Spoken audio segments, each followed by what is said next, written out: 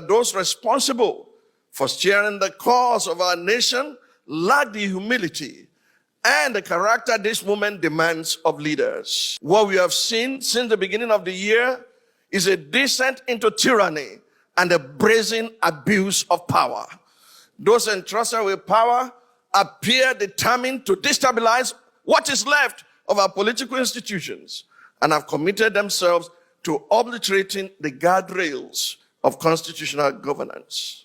From the theater of the absurd, staged in Rivers State, with puppets on strings controlled by directors in Abuja, to the dance of shame performed by the National Assembly in their rush to suspend the Constitution and endorse through the back door the usurpation of powers by President Bola Ahmed Tinubu, from the Senate shameless bid to silence Senator Natasha Akpoti-Uduaghan for demanding that the President of the Nigerian Senate should uphold the moral standard required of that office, to the uncouth outburst of an undistinguished senatorial misfit who tried in vain to silence the distinguished citizens attempting to testify on behalf of Senator Akpoti. It is clear that our so-called leaders are determined to turn Nigeria into a mafia state.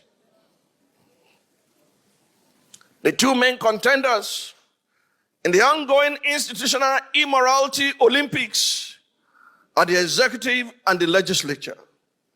It's often said that these two arms of government suffer the worst forms of arrested development because they were the direct victims of the military era. But after 26 years of uninterrupted democracy, one must ask, how much longer before our institutions finally mature? While it is not in dispute that our institutions and constitution are inadequate, it has become obvious that our biggest problems in this nation are the occupiers of these institutions and executors of the Constitution. The quality of leadership in Nigeria has become so repugnant that citizens must declare a state of emergency on governance, demanding that every aspiring public office holder undergo rigorous psychiatric evaluation before seeking election. Fellow citizens, at the center of this political banditry is the motor park brand of politics, nurtured by the old brigade politicians, and in recent times by President Bola Ahmed Tinubu. Mr. President, it is through your influence that the Nigerian National Assembly has become a haven for legislative rascality. Mr. President, it's under your watch that the National Assembly has become an extension of the executive, grossly violating the principles of separation of powers and rubber stamping the whims and caprices of your office, all while singing the international anthem of psychoviolence on your mandate, we shall stand. Mr. President, thanks to your political machinations, Nigeria is now bedeviled by a captured National Assembly, the most ineffective in its checks and balances role since the start of the Fourth Republic.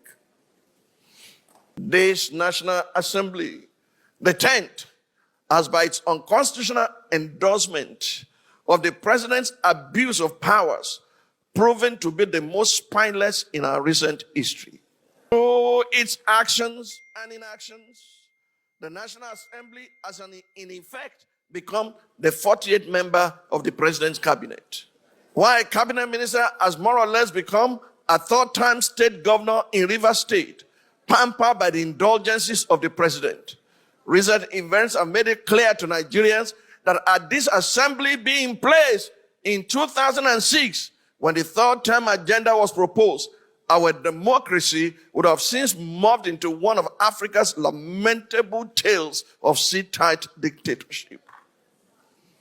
To the president of the Nigerian Senate, who has not heeded the call to subject himself to an unbiased investigation, to clear his name of the allegations leveled against him, and under whose leadership the National Assembly has become a carry-go legislature, hiding under the umbrella of technicalities and a dubious voice voting system, I leave you and your conscience with the words of Frederic Bessières, former deputy of the French National Assembly.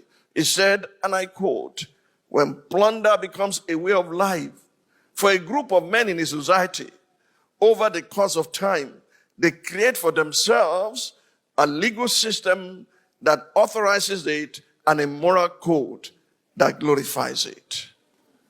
To the President of the Federal Republic of Nigeria, under whose brand of politics the institution of legislative oversight is collapsing and our democracy is faced with an existential threat, I say, Mr. President, Nigeria is too delicate for this kind of politics. If this state capture was what you meant by a Milokan, it is an anticlimax that can only be counterproductive at the end.